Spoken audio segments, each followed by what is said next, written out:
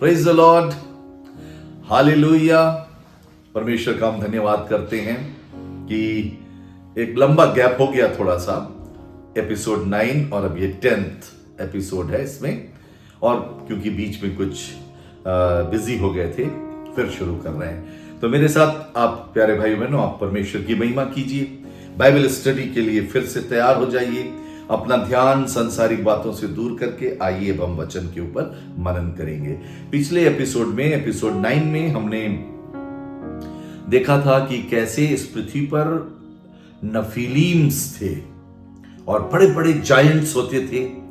उनसे बचाने के लिए फिर बहुत से ऐसे लोग हुए जो स्वर्गदूतों की औलाद थे, और वो स्वर्गदूतों की औलाद जो थे, जैसे पवित्र बाइबल में लिखा है जेनेसिस चैप्टर 6 में, वो हमने आपको मैं बता चुका हूं, तो रिमाइंड जरा सा कर रहा हूं और आप उसको देखेंगे तो लिखा है, परमेश्वर के पुत्रों ने देखा कि मनुष्य की पुत्रियां सुंदर हैं, तो जिसको चाहा उससे विवाह कर लिया। और वो तो फॉलन एंजल्स थे ना, और उन्होंने मनुष्य की पुत्रियों से विवाह कर लिया, तो अपना रूप बदल के इंसान बने, विवाह कर लिया और संतानें उत्पन्न की। अब वो संतानें जो थी वो हाइब्रिड थी, संकर, वो प्योर ह्यूमन बीइंग नहीं थे, और उनके अंदर एक्स्ट्रा कुछ गुण थे, स्वर्गदूतों वाले गुण थे। लेकिन वो फॉलन एंजल्स थे, तो उनके अंदर जो था वो नेगेटिव था। वो बड़े हुए, वो मनुष्यों से अलग दिखाई देते थे, उनके अंदर ज्यादा ताकत, ज्यादा बुद्धि, ज्यादा सुंदर, ज्यादा लंबे चौड़े होते थे, और वो इन दानवों से लड़ाई भी करते थे, बचाते थे। तो धीमे धीमे उनका रूप देवी देवताओं का रूप हो गया। मनुष्य उन्हीं को देवता समझने लगे, उनकी आराधना करने लगे, यही हमें बचाते हैं, ये तो देवता हैं, ये स्वर्ग से आए हैं। ये नहीं मालूम है कि स्वर्ग से वो गिराए गए एंजल हैं, ऑलमाइटी गॉड तो कोई और है। लेकिन अब लोग उन्हीं लोगों को देवता समझने लगे। और ये इस्राएल और आसपास के देशों के विषय में हमने आपको बताया था कि लोग जो है उन्हीं को देवता मानने लगे, यही हमको बचाने वाले हैं, यही हमें बनाने वाले हैं। और आप बेबीलोनियन जो सभ्यताएं थी, सुमेरियन सभ्यताएं थी, और ऐसे उस पुरानी सभ्यताएं जो थी, यहां तक कि आप जानते हैं इजिप्शियन जो सिविलाइजेशन था, उसमें भी आप देखिए तो इन लोगों ने देवी देवता का रूप लिया हुआ था। और वो लोग जो थे मूर्ति पूजक हो गए, मूर्ति पूजा करते थे, उनको गॉड बोलते थे, और वो अपने हाथ से ही देवी देवताओं की रचना करते, उनकी प्रतिमा बनाते और उन्हीं को कहते थे कि तुम हमारे परमेश्वर हो। लेकिन उनका ओरिजिन यहां बाइबल में दिया हुआ है। ये फॉलन एंजल्स थे जो आए, और उनका लीडर शैतान था, और उसका ये प्लानिंग थी कि वो मनुष्य की जो प्रजाति है उसको दूषित कर दे, क्योंकि परमेश्वर ने शैतान से कह दिया था कि इसी स्त्री की संतान यानी यीशु मसीह भविष्य में वो पैदा होगा, जो बिना पुरुष के स्त्री से केवल पैदा होगा, और वो जो है तेरा सर कुचलेगा। तो शैतान जानता था, इसलिए उसने ये जेनेटिक कैरेक्टर्स से इंसान के खेला, और फिर वो हम बता चुके हैं, इसलिए ज्यादा रिपीट नहीं करेंगे। और उसमें आप जानते हैं कि परमेश्वर ने कहा, मैं मनुष्य को बनाने से बहुत पछताता हूं। मनुष्य के मन में जो होता है सो बुरा होता है। इनका मन भी बिगड़ गया है, इनकी सोच भी बिगड़ गई है, जैसा मैंने सोचा था वैसे ये नहीं हो रहे हैं। और शैतान जो है, इनको ये शैतान के प्रभाव में ज्यादा चले जा रहे हैं, मेरे प्रभाव में नहीं चल रहे हैं, मेरी बातों को नहीं मान रहे हैं। तब परमेश्वर खेदित हुए, और बाइबल में लिखा हुआ है, परमेश्वर को दुख हुआ कि मनुष्य को मैंने फ्री विल दी है, और मनुष्य बुराई को चुन रहा है, भलाई को नहीं चुन रहा है। क्योंकि परमेश्वर ने हमें और आपको कंप्यूटर नहीं बनाया था कि फीड कर दिया बस ऐसे ही रहेंगे, नहीं, फ्री विल दी है। चाहे तो अच्छा करें, चाहे तो बुरा करें, जो करना है फ्री विल है हमारी और आपकी, आज भी है। तो हमको अपनी इच्छा से, स्वेच्छा से गॉड की ओर आना होगा। परमेश्वर जबरदस्ती नहीं खींचते किसी को, उन्होंने दोनों चीजें रख दी, अच्छा बुरा दोनों मनुष्यों के सामने है, तुम चुन लो। आज भी वही है। अब देखिए आगे चलते हैं इसमें। तो नूह का कैसे परमेश्वर ने एक प्लान बना लिया कि मनुष्य दुष्ट है, अब हो गया है, खराब हो गया है, अब इसको मैं समाप्त करके, अब एक धर्मी पुरुष है नूह, उससे मैं अब फिर से नए लोगों को मैं इस पृथ्वी पर बढ़ाऊंगा। और वो योजना आपको मालूम है। आ जाइए 7वें अध्याय पे, जहां से हमने पिछला खत्म किया था, इस पर हम लोग चलेंगे। 7वां अध्याय, उत्पत्ति नामक पुस्तक उसका 7वां अध्याय, जेनेसिस चैप्टर 7 पहले पद से। तब यहोवा ने नूह से कहा, तू अपने सारे घराने समेत जहाज में जा। अच्छा एक बात बताइए, जहाज बनाने में कितना समय लगा, कितने वर्ष लगे? कभी कभी ये सवाल होता है। और जानते हैं, जब आप बाइबल की थियोलॉजिकल बुक्स पढ़ेंगे, जब आप इसको खोजेंगे, तब आपको पता चलेगा एग्जैक्ट परमेश्वर ने टाइम नहीं बताया है बाइबल में, कितने साल लगे। चाहे वो आप जेनेसिस चैप्टर 6 वर्स 3 से जोड़ लीजिए, वहां से जोड़ने वाले लोग कहते हैं कि करीब करीब 120 साल लग गया जहाज बनाने में, कहते हैं। आप भी काउंट करेंगे तो एग्जैक्ट डेट नहीं मिलेगी। बहुत से थियोलॉजियंस हैं जो धर्म वैज्ञानिक हैं, वो कहते हैं कि 120 नहीं बल्कि करीब 40 से 75 साल के बीच लगा। तो एग्जैक्ट आप इसको पढ़िए, कहीं जब टाइम नहीं दी है तो आप उसको गणना नहीं कर पाएंगे। तो इसलिए उस बहकावे में नहीं आइएगा कभी, इतने वर्ष में जहाज बना। हाँ, लंबा समय जरूर लगा होगा। ठीक है, तो इसमें चलेंगे आगे। तो परमेश्वर, जहाज बन चुका है, अब परमेश्वर नूह को आज्ञा दे रहे हैं। उसमें 3 तल्ला बना था, 3 स्टोरीज थी। सबसे ऊपर एक खिड़की बनाई थी वो परमेश्वर ने, और आपको मालूम परमेश्वर ने ही बंद किया था, वो आगे हम लोग देखेंगे कैसे। अब चलिए, तो पहला वचन जो है, तब यहोवा ने नूह से कहा, तू अपने सारे घराने समेत, यानी अपनी पत्नी, अपने 3 बेटे, उनकी बहुओं को लेके तू चला जा जहाज में, क्योंकि मैंने इस समय के लोगों में से केवल तुझी को अपनी दृष्टि में धर्मी पाया है। कितने लकी थे, और यूं कहिए धन्यवाद देने का विषय है। केवल तुझी को, नूह के अलावा कोई नहीं बचा था पूरी धरा पर जो परमेश्वर से जुड़ा हुआ हो, केवल नूह और उनका परिवार। क्योंकि वो दुआ बंदगी करते होंगे, अपने परिवार को समझाते होंगे, दुआ करते होंगे, वो एक परिवार। केवल, इस पर ध्यान दीजिएगा।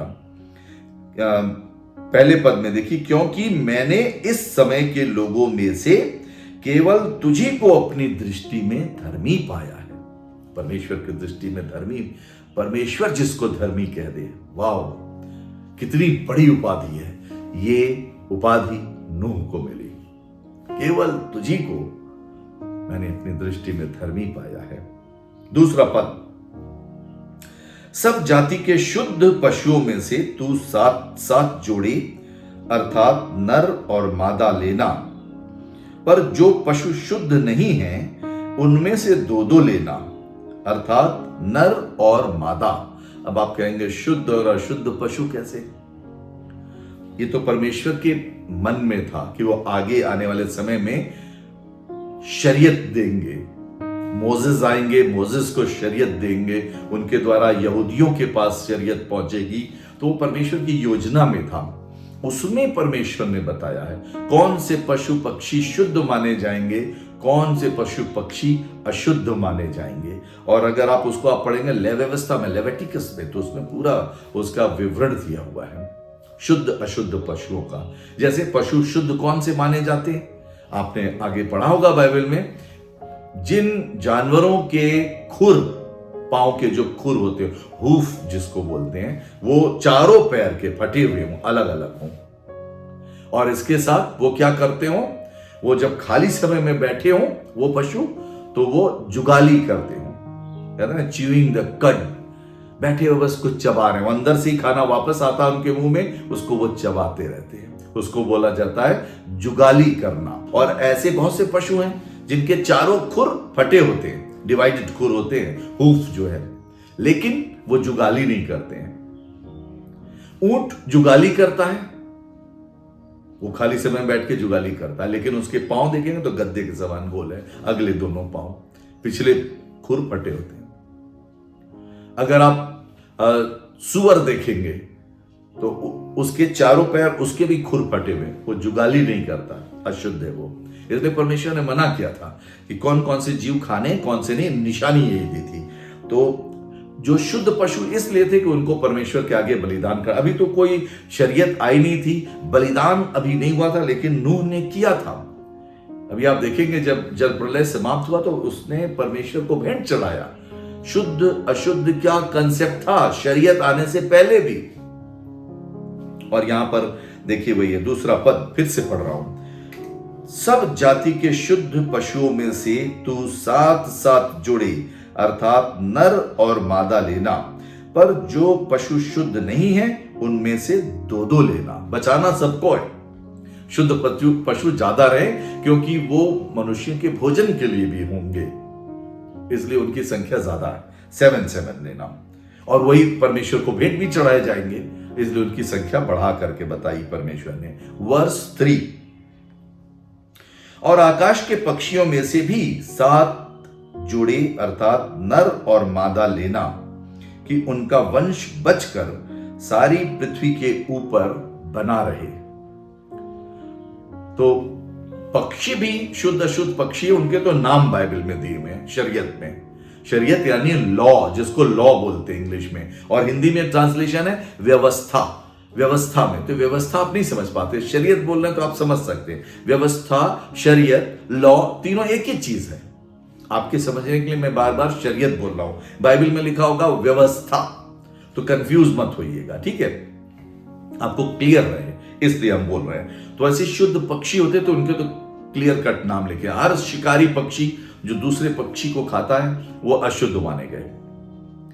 मछलियों में भी था, मछलियों में वो मछलियां जिनके सिफने होते थे, सिफने यानी चोइटा हिंदी में बोलते हैं, उर्दू में सिफना कहते हैं, इंग्लिश में स्केल्स कहते हैं। मछलियां आप पकड़ेंगे तो देखेंगे पैसे की तरह से गोल गोल उनकी पीठ में रहता है, उसको छुड़ाया जाता है। तो जिस मछली के अंदर सिफने हों, स्केल्स हों, वो जो गोल गोल होता है पैसे जैसा, तो वो शुद्ध मछलियां मानी गई। उनको खा सकते हो, बाकी जिसके अंदर ऐसा ना हो ना खा सको। तो हम लोग तो यहाँ पे बहुत से लोग खाते हैं क्योंकि अब शरीयत नहीं जानते हैं। बाम खाते हैं, बाम एकदम चिकना सांप जैसा होता है, और उसके अलावा सिंगी खाते हैं। अब अलग अलग नाम है अलग अलग एरिया में, वो कांटे भी होते हैं उसमें, लेकिन उसमें सिफने नहीं होते। पड़िन एक मछली होती है, बड़े बड़े होते हैं, दूसरी मछलियों को वो खाते हैं ना, तो उनको जिनमें सिफने होंगे वही शुद्ध है। तो शुद्ध अशुद्ध वाला जब समय आएगा तो हम लोग पढ़ेंगे, ठीक है। अभी हम आगे बढ़ते हैं, तो चलिए चौथा पद, क्योंकि अब 7 दिन और बीतने पर मैं पृथ्वी पर 40 दिन और 40 रात तक जल बरसाता रहूंगा। फिर देखिए एक चीज आया, बहुत से लोग गलत शिक्षा देते हैं और हम आपको हमेशा सावधान कर रहे हैं। गलत शिक्षाओं से या अधूरी जानकारी वाले लोगों से प्रभावित ना हो।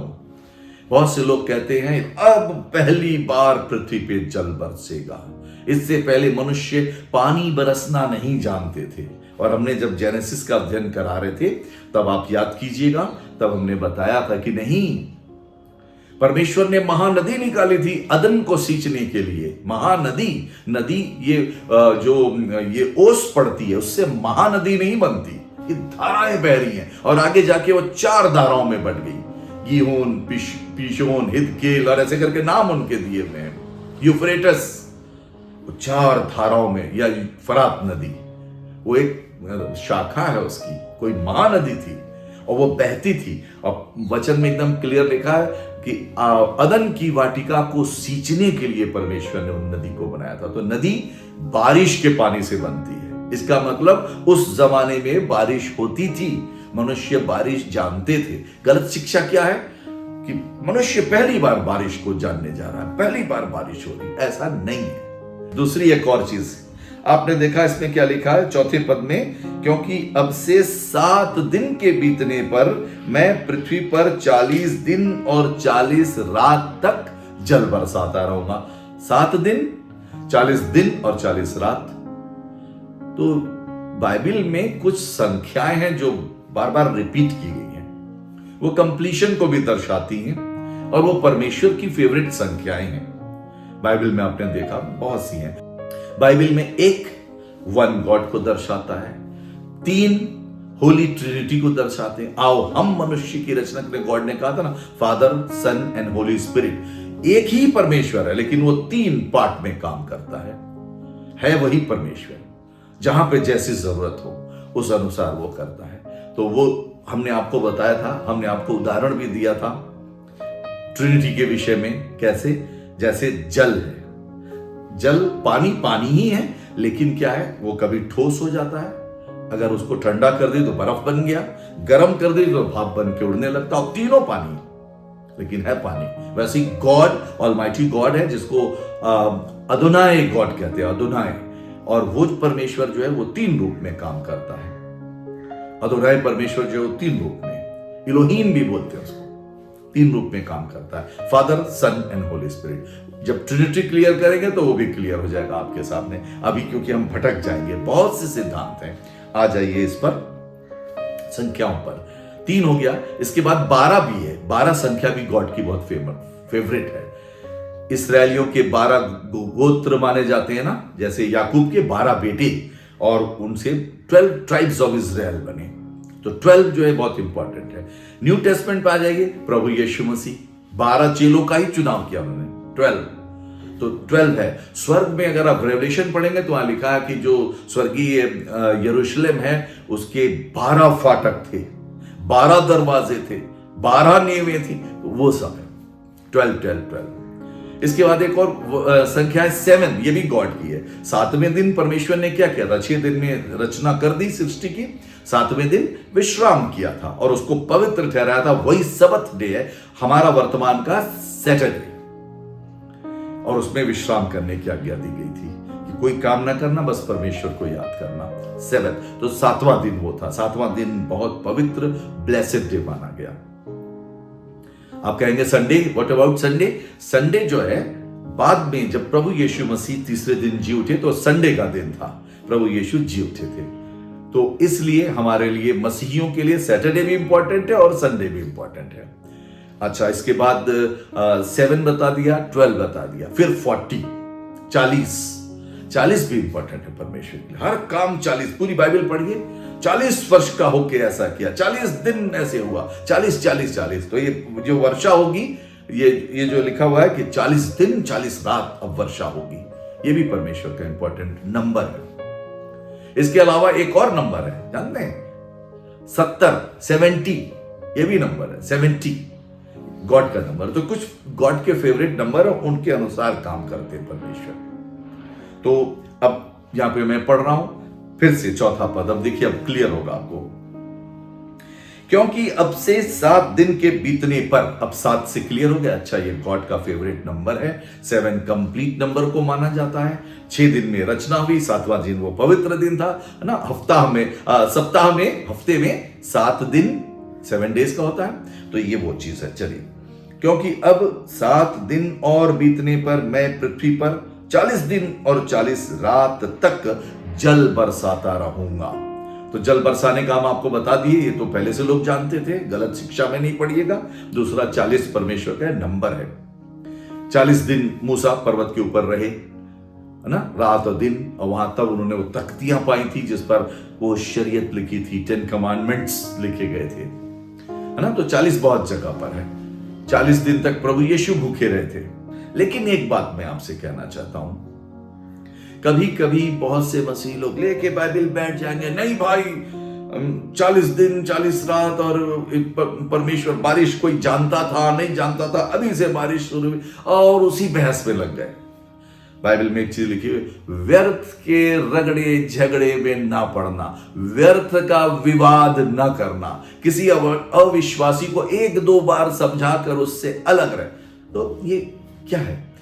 बहस में ना पड़े, ना अपना समय व्यतीत करिए। बाय द वे, आप उसी बहस में, मैं जीत जाऊंगा या मैं जीत जाऊंगी, मैं जो कह रही हूं वो सही, मैं जो कह रहा हूं वो सही। अरे नहीं भाई, इसमें क्या मिलेगा?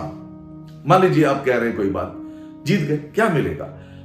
मुख्य तथ्य पे आइए। बारिश हुई, परमेश्वर ने जल से संसार को नष्ट किया, ठीक है। तो व्यर्थ की जो बहसबाजी है, ये कोई फायदा नहीं देती, इस पे ज्यादा ध्यान ना दें।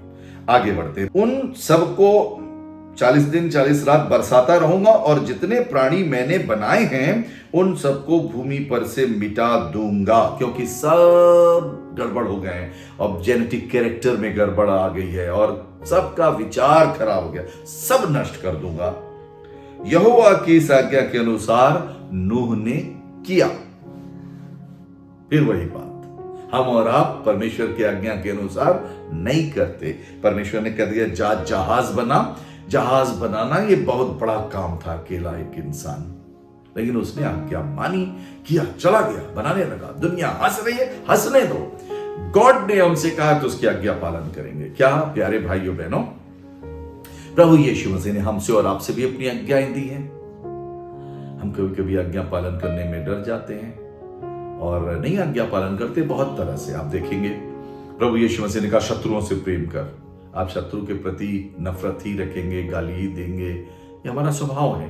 नहीं करते हैं, हम नहीं कर पाते हैं कभी कभी। क्यों? कि हम प्रभु के प्रभाव में नहीं, उसके प्रभाव में रहें, यीशु के प्रभाव में तो हम करें, पवित्र आत्मा के प्रभाव में रहें तो कर पाए, क्योंकि नहीं रहते हैं तो हम नहीं करते हैं। परमेश्वर की बहुत से मेरे वचन का प्रचार करना, अगर आप ग्रेट कमीशन देखेंगे मैथ्यू चैप्टर 28 ना वर्स 19 से लेके एंड तक, वो आप पढ़ेंगे। Go and preach the gospel, जो है जाओ और संसार में मेरी बातों को शिक्षा मानना सिखाओ। यदि तुम मुझसे प्रेम रखते हो तो मेरी आज्ञाओं को मानोगे। हम कभी कभी कोई गुनाह करते हैं जब, तो कहां परमेश्वर की आज्ञा मानते हैं, तोड़ देते हैं। और हम लोग तो परमेश्वर की क्षमा का बड़ा दुरुपयोग करते हैं। जब गुनाह कोई करते हैं तो क्या वो प्रभु मजबूरी में कर रहे हैं, माफ कर दे, अब को मालूम एक दिन माफ कर देगा। दुरुपयोग करते हैं, ये नहीं करना चाहिए, परमेश्वर को तकलीफ देता है। और यहां पर यही चीज है कि नूह यहोवा की इस आज्ञा के अनुसार नूह ने किया, हम नहीं करते, तो हमें करना है। तो क्या आज से कोशिश करेंगे प्यारे भाई बहनों? हमको करना पड़ेगा कि हम परमेश्वर की आज्ञाओं का पालन करें। मान लीजिए कोई गलती आपसे या मुझसे हो गई, तो एक काम हम लोग बहुत गलत करते हैं। आप गलती हो गई या कुछ गलत आदत में पड़े हैं, करते ही जा रहे हैं, करते। होता क्या है उसमें, जब हम लोग को आभास होता है तो बस सबसे पहली नाराजगी कहां दिखाते हैं आप? खुदा बाप से, चर्च से। मान लीजिए कोई गलत काम हो गया, अब चर्च नहीं जाएंगे, हमारी दुआ नहीं सुनते खुदा बाप, चर्च नहीं जाएंगे। अरे भाई, आपने खुद ही आपसे रिश्ता तोड़ लिया, दूर हो गए, चर्च जाना बंद कर दिया।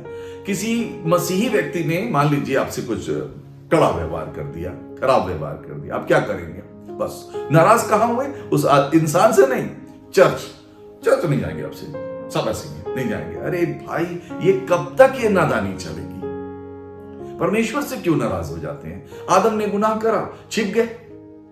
मत छोड़िए संगति। आदम तू कहां है? गॉड इज सर्चिंग यू, बुला रहे हैं, इज कॉलिंग यू, आ जाओ मेरे बेटे, आ जाओ मेरी बेटी। मत संगति छोड़िए। कोई गुनाह हो जाए, हम आपसे रिक्वेस्ट करते हैं, मत छोड़िए संगति।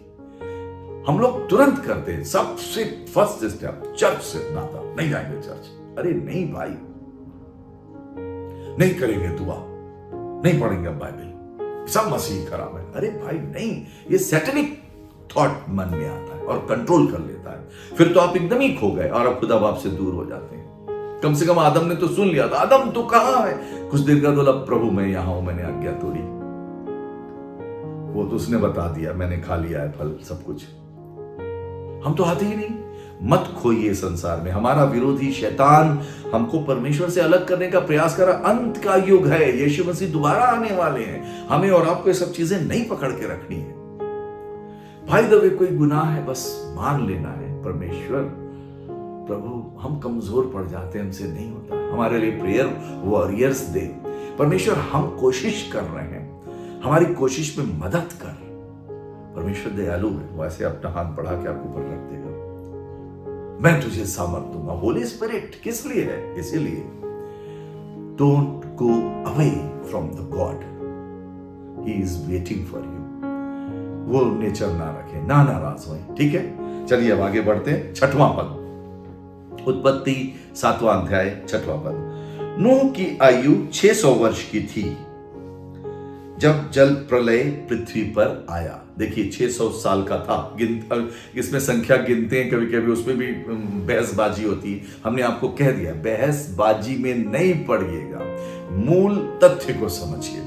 600 साल का था। 7वां पद, एक चीज पर और आपका ध्यान ला रहा हूं। देखिए 6वां पद पढ़ा ना मैंने, नूह की आयु 600 वर्ष की थी जब जल प्रलय पृथ्वी पे आया। लोग कहां से जोड़ते हैं मालूम है? बैक आइए, डेक आइए, आप आइए 5वें अध्याय का एकदम लास्ट पद, 5वें अध्याय का लास्ट पद 32, 5:32 क्या लिखा है? और नूह 500 वर्ष का हुआ और नूह से शेम और हाम और येपेत का जन्म हुआ। तो ये हम लोग वहां से जोड़ते हैं। अब इस बीच और भी समय हो सकता है, ऐसा नहीं जरूरी नहीं कि जब 500 साल के नूह थे तभी 500 साल से लेकर नूह को ये काम देने तक गॉड ने, जबकि जहाज बना, हो सकता है 50 साल बीत गए हो। तो हम एग्जैक्ट नहीं बता सकते क्योंकि इसमें नहीं लिखा हुआ है। और जब 600 साल के हुए वो, तो जहाज बन गया। तो इसका मतलब क्या है कि नूह की जो हो सकता है 120 साल लगा, हो सकता है 40 से 75 साल लगा हो। कितने साल में बना यहां एग्जैक्ट नहीं लिखा है, बीच में और भी घटनाएं हैं क्योंकि। तो जब नहीं बताया गया है तो इसको जान भी लेंगे तो क्या हो जाएगा? यह है कि समय लगा। परमेश्वर काम करता है, परमेश्वर काम सौंपते हैं। अब्राहम को परमेश्वर ने कब ब्लेस किया? अरे तो बहुत देर हो गई। अब्राहम जब 100 इयर्स के थे, बाइबल में लिखा है, जब वो भी कहने लगे अब मैं बूढ़ा हूं। सारा तो कहती थी मैं बूढ़ी हूं, वो 10 वर्ष छोटी थी, वो 90 इयर्स की थी, तब इसहाक पैदा हुए थे। अब्राहम और सारा से इसहाक पैदा हुआ था, जो प्रतिज्ञाबद्ध पुत्र थे, और उन्हीं के ऊपर ब्लेसिंग परमेश्वर ने दी, उन्हीं से सारी प्रोमिसेस की, उन्हीं से अब्राहम से इसहाक, इसहाक से याकूब, और याकूब के 12 ट्राइब, वही ज्यूज बने, उन्हीं ज्यूज में से यीशु मसीह आए। यीशु मसीह भी यहूदी थे। यीशु मसीह ने उन्हीं के देश में, जो देश परमेश्वर ने उनको दिया था, इस्राएलियों को, कनान किसी और को नहीं दिया था। गॉड ने प्रॉमिस की थी, मैंने इसी कौम को चुन लिया और इसी कौम के द्वारा पूरी दुनिया को ब्लेस करूंगा। और आज हम और आप देखते हैं, इसराइल के द्वारा पूरा संसार आशीषित है। जितने इन्वेंशन उन्होंने किए, उन्हीं का उपयोग तो हम लोग करते हैं। सारे मोबाइल, सारा इंटरनेट, सब कुछ उन्हीं का तो है पूरा। Whole world is blessed by the Jews. तो ये जो चीजें हम बता रहे हैं, इसमें ये ध्यान रखना है। मान लीजिए परमेश्वर ने आपको चुना, तो क्या वो आपकी एज देखता है? एज नहीं देखता है। कभी भी कोई जिम्मेदारी परमेश्वर पिता हमें और आपको सौंप सकते हैं। नूह को चलिए 500 मान रहे हैं आप, 500 साल मान लीजिए, 500 साल की उम्र थी, लेकिन उससे ज्यादा थी हालांकि। अब चलिए, तो परमेश्वर ने उनको दिया, जहाज बनाने लगे। कभी भी परमेश्वर आपको अपनी आज्ञाएं दे सकते हैं, अपने लिए इस्तेमाल कर सकते हैं। और आज्ञाएं तो दी हुई हैं, हम लोग को खाली फॉलो करना है। अब देखिए, जीसस ने जब चेलों का चुनाव किया, तो कभी ये नहीं कहा, जीसस ज्यू थे, जीसस ने ये नहीं कहा मैं क्रिश्चियन धर्म बनाने जा रहा हूं, और ना ही क्रिश्चियन धर्म बनाया। वो तो ज्यू थे, जो सामने मिला क्या बोलते थे? फॉलो मी, मेरे पीछे आ, फॉलो मी, बस यही बोलते थे, फॉलो मी। पतरस दिख गए, फॉलो मी। पतरस इंद्रियास साथ देखे, फॉलो मी, मेरे पीछे आओ। मत्ती दिख गया, मैथ्यू जिसको बोलते हैं, वो तो टैक्स कलेक्टर था, उसके पास गए, उसने जीसस की ओर देखा ध्यान से, जीसस ने उसको देखा, फॉलो मी। वो वहीं छोड़ के सब जीसस को फॉलो कर, फॉलो मी, मेरी आज्ञाओं का पालन करो, मेरी आज्ञाओं का पालन करो। ना एज देखो, ना इस अपनी स्थिति देखो, बस मेरा वचन तुम्हारे पास पहुंचा, फॉलो करना शुरू करो। जो फॉलो करेगा वो उद्धार पाएगा। हम जाति धर्म में भिड़ जाते हैं, हम ऊंची जाति, नीची जाति, ये वो, गॉड की सब इच्छा ही नहीं है। गॉड के बनाया हुआ पूरी दुनिया है, हर मनुष्य है, उसके हाथों का बनाया हुआ रचा हुआ रचना है उसकी। किसी भी एज में गॉड आपको बुला सकते हैं। उन्होंने बुला लिया, बस मेरी सेवा में अलग जा। अब देखिए, 500 साल से ज्यादा उम्र थी नूह की, दे दिया खुदा, आपने काम करो, जहाज बनाओ, बनाया, बन गया। उसमें मत फंसीगा कितने साल लगे। चलिए आगे बढ़ते हैं। उत्पत्ति 7वां अध्याय 6वां पद। नूह की आयु 600 वर्ष की थी जब जल प्रलय पृथ्वी पर आया। ठीक है, उस समय बारिश होने लगी, 40 दिन 40 रात बारिश होने लगी, पानी भरने लगा, नदियां सब जगह पानी भरने लगा, जहाज उठ गया, जमीन से ऊपर आया। 7वां पद, अभी देखिए क्या है। बारिश होने से पहले नूह अपने पुत्रों, पत्नी और बहुओं समेत जल प्रलय से बचने के लिए जहाज में गया। ये गॉड का ऑर्डर था, चले गए, आज्ञा मांगते थे। शुद्ध और अशुद्ध दोनों प्रकार के पशुओं में से, पक्षियों और भूमि पर रेंगने वाले जंतुओं में से भी दो दो अर्थात नर और मादा जहाज में नूह के पास गए। परमेश्वर की ओर से ये इंस्टिंक्ट उनके मन में आया, वो एक तरह का एक नेचर आया। अब गॉड चाह रहा है कि हम उस जहाज में चले जाएं। जिनको परमेश्वर ने ऑर्डर दे दिया वो सब एक एक नरमादा पहुंचते जा रहे हैं जहाज के अंदर। अपनी आप परमेश्वर अपनी सामर्थ्य से उस जहाज को अब देखिए संभालने वाला है। अब एक और नई सृष्टि बनाएगा, बाकी पुरानी संसार डूबेगा और अब नया संसार बनेगा। और इसका एक हिंट आप अगर मेरे साथ सबोपदेशक नामक पुस्तक निकाले, जिसको इंग्लिश में बोलते हैं एक्लेसियास्टिस, ठीक है, तो ये सबोपदेशक बोलते हैं इसको। भजन संहिता के बाद नीति वचन आता है और नीति वचन के बाद सबोपदेशक आता है। सबोपदेशक देखिए, वहां पे एक चीज देखिए बड़ी जबरदस्त, और इसमें जरूर से आपका ध्यान आएगा। उसका पहला अध्याय देखिए, एक्लेसियास्टिस चैप्टर 1 वर्स 9 मैं पढ़ रहा हूं। वर्स 9 देखिए क्या लिखा है।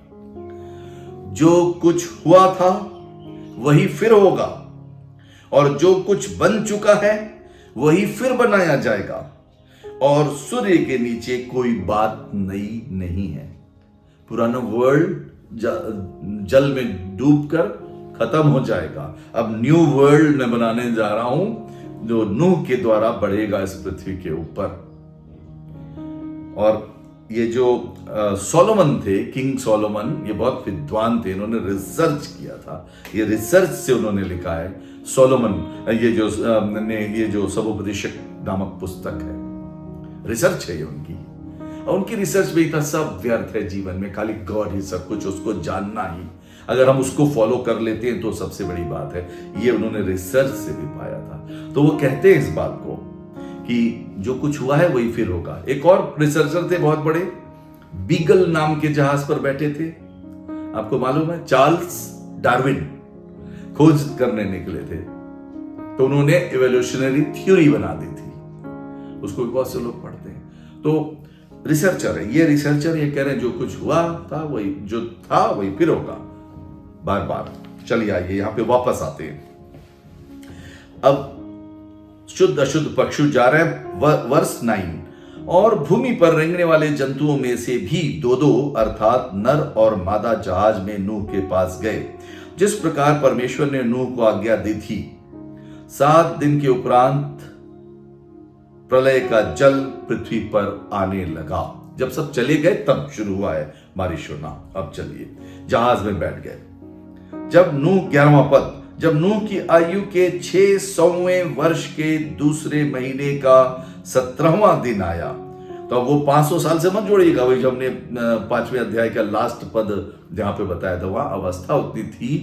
पता नहीं कितने दिन के बाद परमेश्वर ने जहाज बनाने की आज्ञा दी, उसमें समय नहीं लिखा है, लेकिन लोग गणना कर लेते हैं वहीं से। अब आप कल्पना करेंगे, मान लीजिए 40 दिन 40 रात बारिश हुए, तो क्या पूरी पृथ्वी डूब जाएगी? इतना पानी होगा?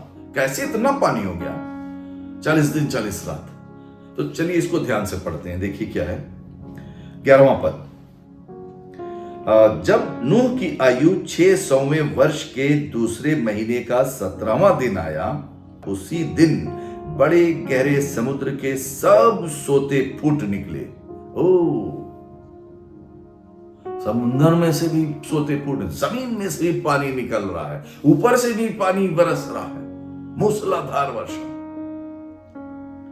हो सकता है तब हर जगह से। अब तो क्या है, पूरी पृथ्वी पर से भी हो सकता है, क्योंकि उस जमाने में दुनिया किसको कहते थे? पुराने जमाने में दुनिया जो है, बाइबल के उसमें दुनिया बोला गया इस्राएल और आसपास के देश, उसी को संसार बोला जाता था, उतना ही था, उसको बोलते थे।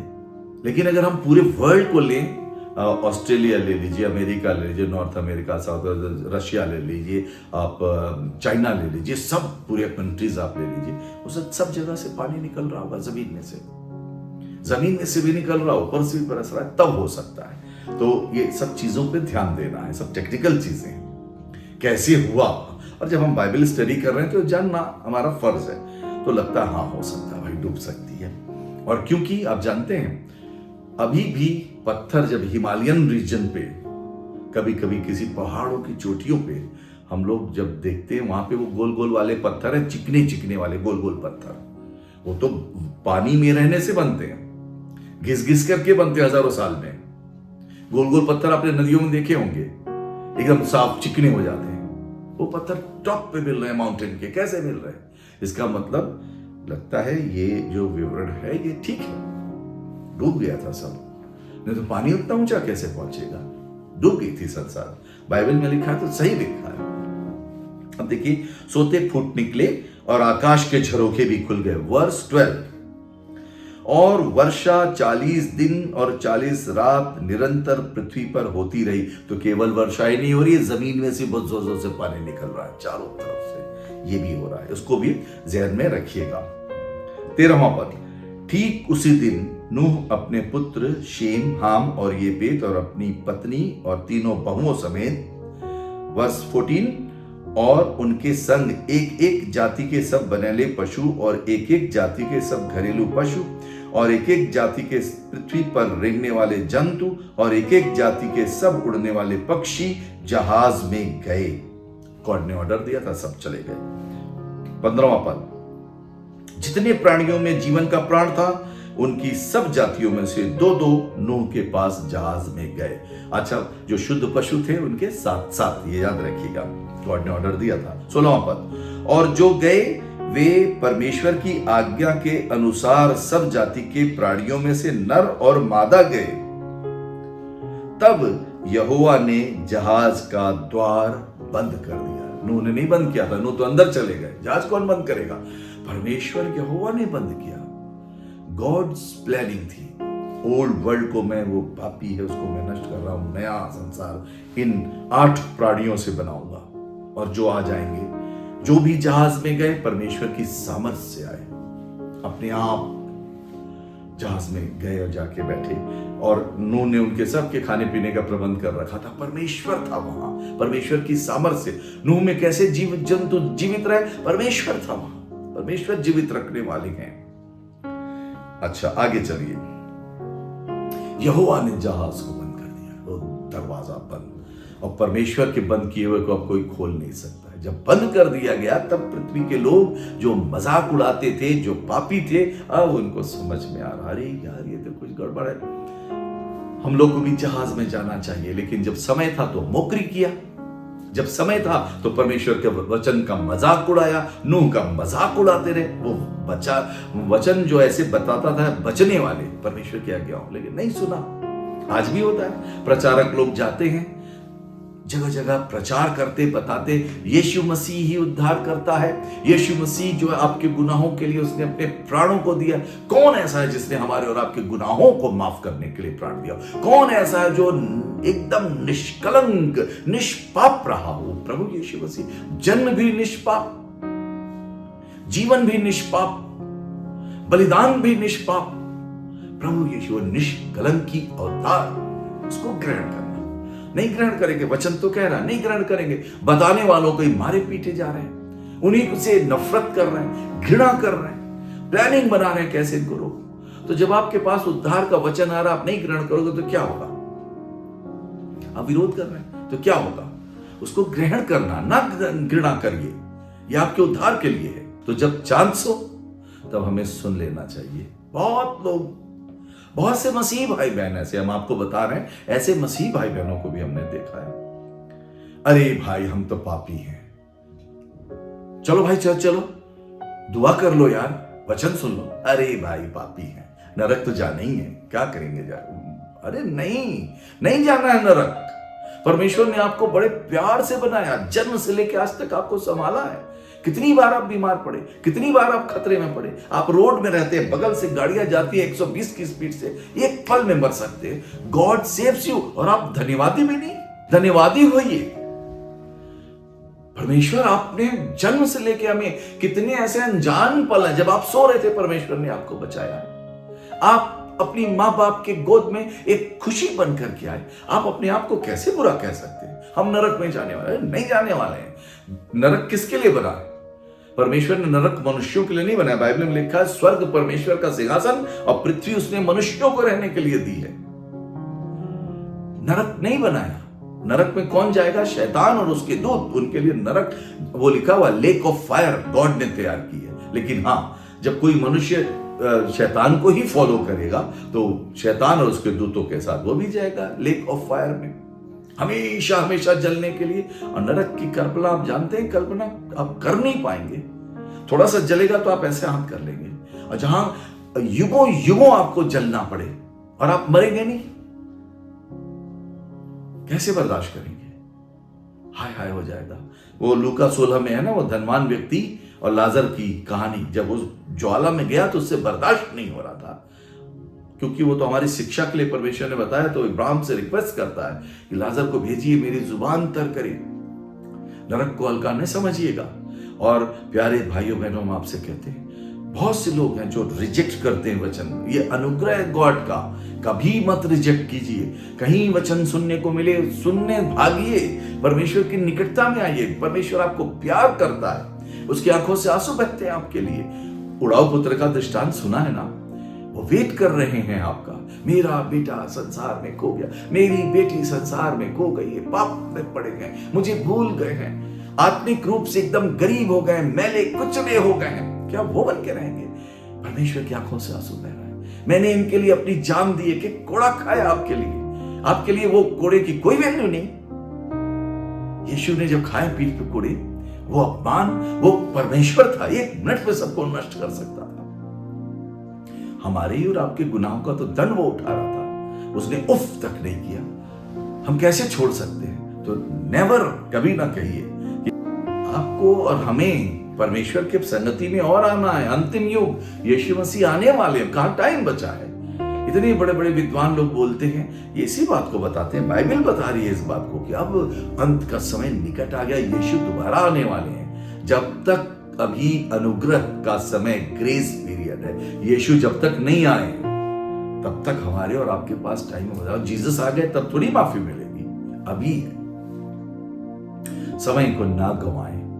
और हमारी हर मसीही स्त्री से, हर एक मसीही पुरुष से, हर एक नौजवान से, जो लोग वचन को समझ रहे हैं, मैं रिक्वेस्ट करता हूं कि हम लोगों को फेलोशिप बढ़ानी। ये नहीं कि मैं पवित्र हूं और आप पवित्र हैं, नहीं, ऐसा नहीं है। मैं भी पापी हूं, आप भी पापी हैं, बस मेरी आत्मा सचेत हो गई है इसलिए। और परमेश्वर ने यह जिम्मेदारी दी कि मैं वचन शेयर करूं, तो मैं आपके साथ शेयर कर रहा हूं। मैं भी कोशिश करता हूं। खुदा आपके निकाह, अगर कहीं गलती हुई तो हम माफी मांगते हैं, हमें माफ कर दिया। हम किसी मनुष्य को हम अगर दिल दुखा देते हैं, रियली, अगर बहुत से लोग कभी कभी झूठे आरोप लगा देते हैं, इसने मेरे विषय में ऐसा, अरे आपने सुना, कभी अपने कान से सुना, हमने कुछ बोला आपके लिए, तो वो चीज है नहीं। तो ऐसे होता है, कभी आपके विषय में भी लोग कर देते हैं, आपने नहीं बोला, फलाना ऐसे कह रहा था, नहीं, ये सब में ना पढ़ो, टाइप नहीं है, आप ना बर्बाद करें समय।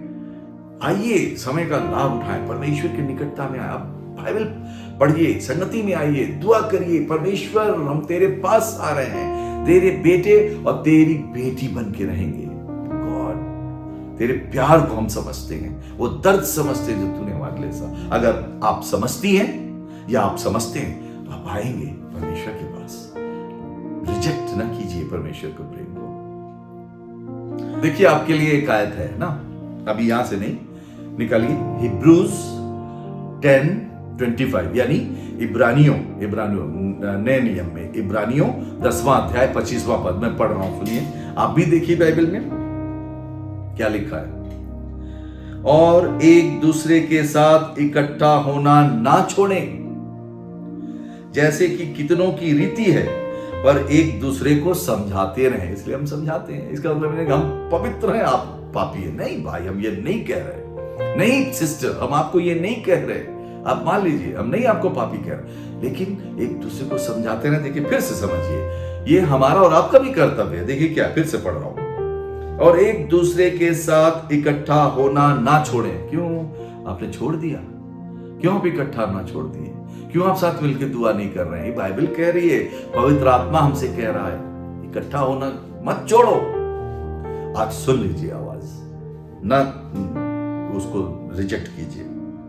जैसे कि कितनों की रीति है, पर एक दूसरे को समझाते रहे। हमें एक दूसरे को समझाना है। और ज्यों ज्यों उस दिन को निकट आते देखो, कौन सा दिन? जीसस का सेकंड कमिंग। और ज्यों ज्यों उस दिन को निकट आते देखो, त्यों त्यों और भी अधिक ये किया करो, और भी ज्यादा करना, और भी संगति में रहना। और आप संगति से दूर हो रही हैं या आप दूर हो रहे हैं, तो कैसे काम चलेगा?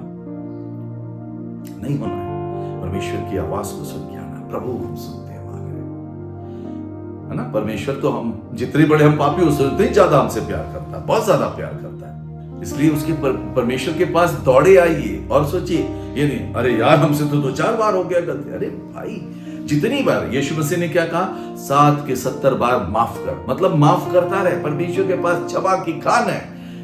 गलती हो गई तो ये नहीं कि बस हमने बहुत बार गलती की, बहुत बार गलती की, कोई बात नहीं, परमेश्वर के पास आ जाइए, रिपेंट कीजिए, पश्चाताप कीजिए।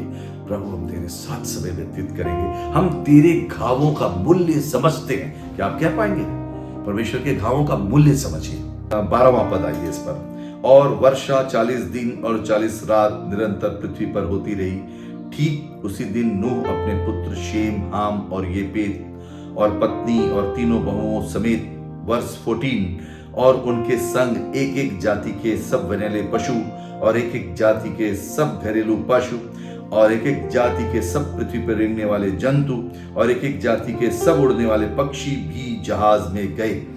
वर्ष 15, जितने प्राणियों में जीवन का प्राण था उनकी सब जातियों में से 2-2 नूह के पास जहाज में गए। और जो गए वे परमेश्वर की आज्ञा के अनुसार सब जाति के प्राणियों में से नर और मादा गए। तब यहोवा ने जहाज का द्वार बंद कर दिया। अब देयर इज नो चांस मिल रहा है, चांस को ना गवाएं।